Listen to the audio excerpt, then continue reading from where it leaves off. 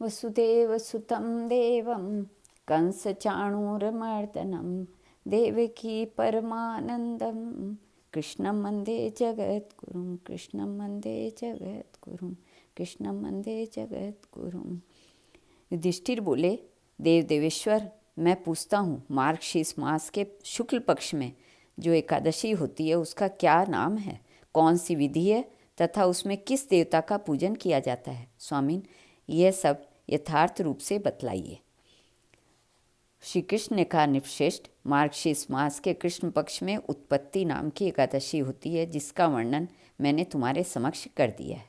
अब शुक्ल पक्ष की एकादशी का वर्णन करूँगा, जिसके श्रवण मात्र से वाजपेयी यज्ञ का फल मिलता है। उसका नाम है मोक्षा एकादशी, जो सब पापों का अपहरण करने वाली है। राजन, उस दिन यत्नपूर्वक तुलसी की मंजरी तथा धूप दीप आदि से भगवान दामोदर का पूजन करना चाहिए। पूर्वोक्त विधि से ही दशमी और एकादशी के नियम का पालन करना उचित है। मोक्षा एकादशी बड़े बड़े पातकों का नाश करने वाली है। उस दिन रात्रि में मेरे प्रसन्नता के लिए नित्य गीत और स्तुति के द्वारा जागरण करना चाहिए।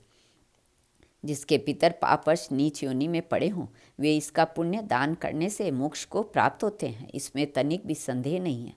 पूर्व काल की बात है, वैष्णवों से विभूषित परम रमणीय चंपक नगर में बैखानस नामक राजा रहते थे। वे अपनी प्रजा का पुत्र की भांति पालन करते थे। इस प्रकार राज्य करते हुए राजा ने एक दिन रात को स्वप्न में अपने पितरों को नीच योनि में पड़ा हुआ देखा। उन सबको इस अवस्था में देखकर राजा के मन में बड़ा विस्मय हुआ और प्रातःकाल ब्राह्मणों से उन्होंने उस स्वप्न का सारा हाल कह सुनाया। राजा बोले, ब्राह्मणों, मैंने अपने पितरों को नरक में गिरा देखा है। वे बारंबार रोते हुए मुझसे यूँ कह रहे थे कि तुम हमारे तनुज हो, इसलिए इस नरक समुद्र से हम लोगों का उद्धार करो। द्विजवरों, इस रूप में मुझे पितरों के दर्शन हुए हैं, इससे मुझे चैन नहीं मिलता। क्या करूं? कहाँ जाऊं? मेरा हृदय रुधा जा रहा है। द्विजोत्तमों, वह व्रत, वह तप और वह योग जिससे मेरे पूर्वज तत्काल नरक से छुटकारा पा जाएं, बताने की कृपा करें। मुझ बलवान एवं साहसी पुत्र के जीते जी मेरे माता पिता घोर नरक में पड़े हुए हैं, अतः ऐसे पुत्र से क्या लाभ है? ब्राह्मण बोले, राजन, यहाँ से निकट ही पर्वत मुनि का महान आश्रम है। वे भूत और भविष्य के भी ज्ञाता हैं। निपश्रेष्ठ, आप उन्हीं के पास चले जाइए। ब्राह्मणों की बात सुनकर महाराज बैखानस शीघ्र ही पर्वत मुनि के आश्रम पर गए और वहाँ उन मुनि श्रेष्ठ को देखकर उन्होंने दंडवत प्रणाम करके मुनि के चरणों का स्पर्श किया। मुनि ने भी राजा से राज्य के 7 अंगों की कुशल पूछी। राजा बोले, स्वामिन, आपकी कृपा से मेरे राज्य के 7 अंग सकुशल हैं, किंतु मैंने स्वप्न में देखा है कि मेरे पितर नरक में पड़े हैं।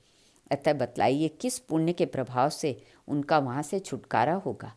राजा की यह बात सुनकर मुनिश्रेष्ठ पर्वत एवं एक मुहूर्त तक ध्यानस्थ रहे। इसके बाद वे राजा से बोले, महाराज, मार्गशीर्ष मास के शुक्ल पक्ष में जो मोक्षा नाम की एकादशी होती है, तुम सब लोग उसका व्रत करो और उसका पुण्य पितरों को दे डालो। उस पुण्य के प्रभाव से उनका नरक से उद्धार हो जाएगा। भगवान श्री कृष्ण कहते हैं, युधिष्ठिर, मुनि की यह बात सुनकर राजा पुनः अपने घर लौट आए। जब उत्तम मार्गशीर्ष मास आया, तब राजा बैखानस ने मुनि के कथनानुसार मोक्षा एकादशी का व्रत करके उसका पुण्य समस्त पितरों सहित पिता को दे दिया। पुण्य देते ही क्षण भर में आकाश से फूलों की वर्षा होने लगी। बैखानस के पिता पितरों सहित नरक से छुटकारा पा गए और आकाश में आकर राजा के प्रति यह पवित्र वचन बोले, बेटा, तुम्हारा कल्याण हो। यह कहकर वे स्वर्ग में चले गए। राजन, जो इस प्रकार कल्याणमयी मोक्षा एकादशी का व्रत करता है, उसके पाप नष्ट हो जाते हैं और मरने के बाद मोक्ष प्राप्त कर लेता है। वह मोक्ष देने वाली मोक्षा एकादशी मनुष्यों के लिए चिंतामणि के समान समस्त कामनाओं को पूर्ण करने वाली है। इस महात्म्य के पढ़ने और सुनने से वाजपेयी यज्ञ का फल मिलता है। श्री कृष्ण अर्पण अस्तु।